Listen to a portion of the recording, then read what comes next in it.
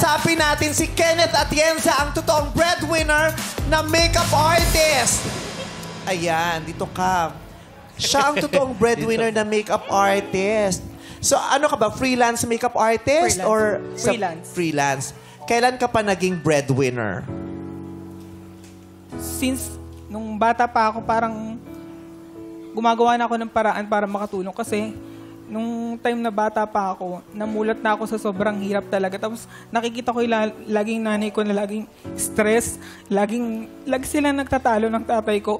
Kasi yung tatay ko talagang, parang nung medyo bata-bata pa yung tatay ko, lagi siyang sugal, lagi siyang alak. Tapos puro loan siya, wala siyang sinusweldo. Yung nanay ko never nakahawak ng sweldo. Yung parang may time na tinataguan pa siya ng tatay ko.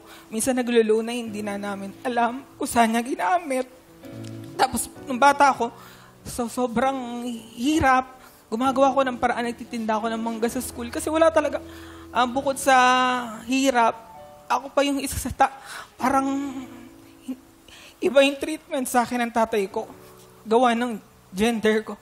Parang hindi niya ako tanggap ng time na yun. Nung bata ako, hanggang college na ako, parang nararanasan ko pa rin yung pananakit halos araw-araw. Parang dumadating na yung time na yung mga kapitbahay namin, sasenyasan na ako, yung tatay mo pauwi na lasing, magtago ka na muna, ganyan. Tapos, kaya ako naging breadwinner, pinilit ko na pakita sa tatay ko na hindi lang ako basta bakla.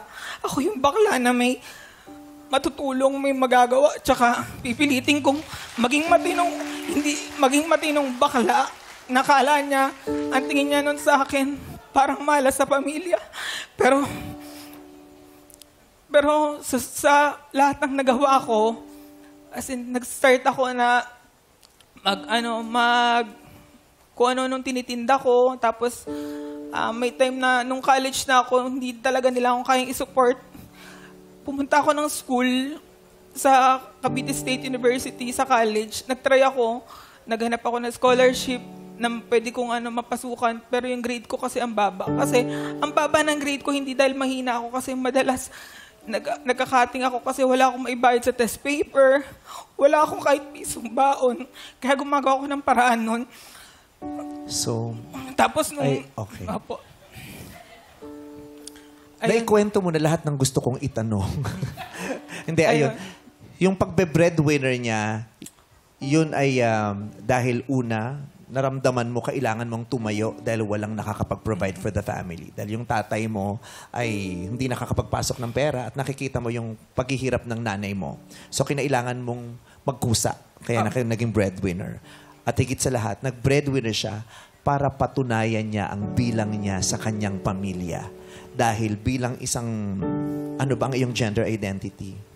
Gay po. Bilang isang gay, feeling mo, hindi ka niyayakap at tinatanggap ng pamilya mo, lalo na ng tatay mo. Opo. At feeling mo, kung makakapag-provide ka at magkakaroon ka ng silbi sa pamilya mo, yun ang pamamaraan para matanggap ka nila. Opo. Maraming ganyang kwento. Maraming ganyang bading na kailangan silang mag-provide at maging breadwinner para makita. Kailangan silang may ipasok sa bahay nila at may gawin sa pamilya nila para sila tanggapin. Dahil kung hindi sila gusto ng mga kasama nila sa bahay. Diba? Hindi lang ikaw ang nagkaroon ng ganyang istorya sa buhay. Anong na-provide mo na for your family? Ayun, ako po yung tumutulong na sa mga bayarin sa bills. Tapos napaayos ko na rin po. Nag-unti-unti po akong mapaayos yung maliit naming bahay.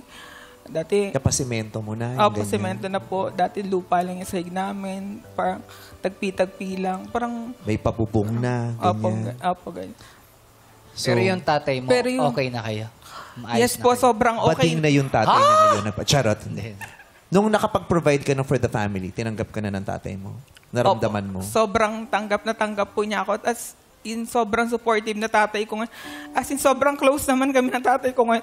Tapos naririnig ko may time na may makausap siyang kabarkada niya, kabanding niya, naririnig ko na madalas pinagmamalaki niya ako. Hindi ko sinasadya na biglang naririnig ko, pinagmamalaki niya na ako. Na kung wala akong anak na ganito, baka walang ganyan, baka walang ganon. Parang yun yung pinakamasarap na instead na nagtanim ako ng galit, ginantihan ko siya na pinakita ko na mali ka, na yung anak mo na bakla, hindi kayo iiwan. Tulungan ko kayo. Masarap na maramdaman yun, no? Na eventually, natanggap ka na, nabigyan ka na ng importansya, nakita ka na, minahal ka na, masarap yun. Pero hindi kinakailangan na meron ka munang mapatunayan para tanggapin ka ng isang pamilya. That's very toxic. Aminin nyo, ang daming bading na breadwinners. At ang daming bading na tinanggap lang nung naging breadwinner na, nung nakapagpasimento na, nung nakapagpundar na ng malaking TV, nung nakapagpaaral ng kapatid. Diba? Yung kailangan nilang gawin yun para matanggap pa sila. Yung ang dami ng ganyan na katulad mo na nakakalungkot yung ganong realidad ng paligid. Diba?